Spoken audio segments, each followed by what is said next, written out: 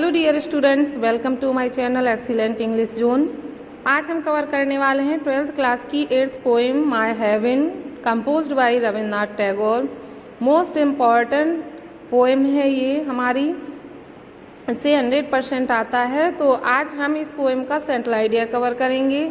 इसका जो detail study और समरी है लास्ट वीडियो में हम कवर कर चुके हैं। तो let's start the central idea of the poem my heaven, composed by Rabindranath Tagore.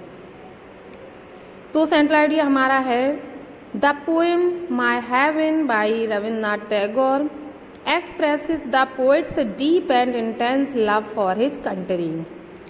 तो जो रविन्द्रनाथ टैगोर द्वारा रचित माई हेवन, मेरा स्वर्ग जो कविता है, expresses the poet's deep and intense love, कवि का गहरा प्रेम व्यक्त करती है फॉर हिज कंट्री, अपने देश के प्रति। तो यह कविता अपने देश के प्रति कवि का गहरा प्रेम व्यक्त करती है। He is not happy at the miserable condition of the country, वह देश की दयनीय स्थिति को देखकर खुश नहीं है, मतलब दुखी है। He visualises a country free from fear, narrow prejudices like casteism and racialism that create barriers between man and man. तो वह विजुलाइज करता है, दर्शाता है अ कंट्री, एक ऐसा देश, फ्री फ्रॉम फियर, जो भय से मुक्त हो, फ्री हो, नैरो प्रेजुडिसेस से भी मुक्त हो, जो संकीर्ण विचारधारणा से, लाइक जैसे कि कास्टिज्म, जातिवाद, एंड रेशियलिज्म, इन जैसी भावनाओं से मुक्त हो। That create barriers between man and man, जो व्यक्ति के बीच में बाधा उत्पन्न करती है। He prays to God to lead his country to an ideal state, वह भगवान से प्रार्थना करते हैं कि वह उनके देश को एक आदर्श देश बनाए। Where knowledge is free and people are honest, जहाँ पर ज्ञान सबके लिए मुक्त हो और लोग ऑनेस्ट हों, सिंसियर, ट्रूथफुल, सच्चाई के मार्ग पर चलने वाले हों, एंड हार्ड वर्किंग, और कठिन परिश्रम करने वाले हों।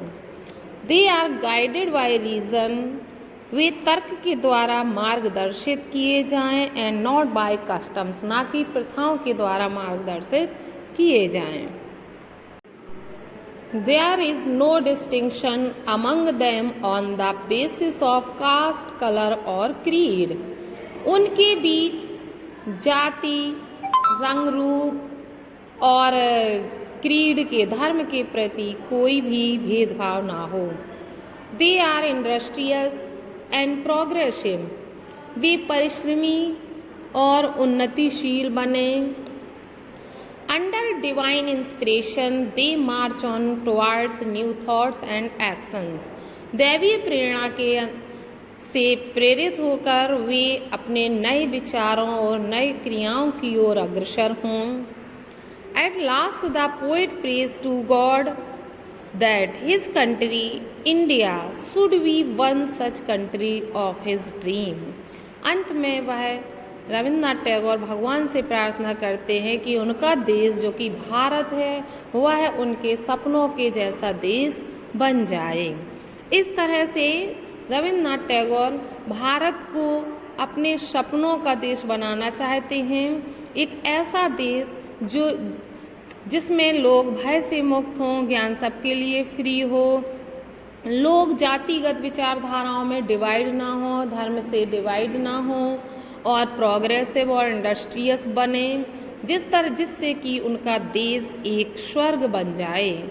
इस तरह से रविन्द्रनाथ टैगोर भगवान से एक विश करते हैं अपने देश को सुधारने की, क्योंकि उस समय देश जब गुलामी की जंजीरों में जकड़ा हुआ होता है तो एकदम से सुस्तावस्था में वो पहुंच जाता है। अपने देश की ऐसी कंडीशन को देखकर रविन्द्रनाथ टैगोर बहुत दुखी होते हैं और भगवान से प्रार्थना करते हुए इस पोएम को कंपोज करते हैं, और हर किसी के जन जन तक इस पोएम को पहुंचाई जाती है, जिससे कि हमें अपने देश के प्रति अच्छे बनने की प्रेरणा मिले। तो ये हमारा सेंट्रल आइडिया हो गया, मोस्ट इम्पॉर्टेंट है, ज़रूर कवर करें। पसंद आए तो वीडियो को लाइक करें, फ्रेंड्स को शेयर करें और चैनल को सब्सक्राइब करें।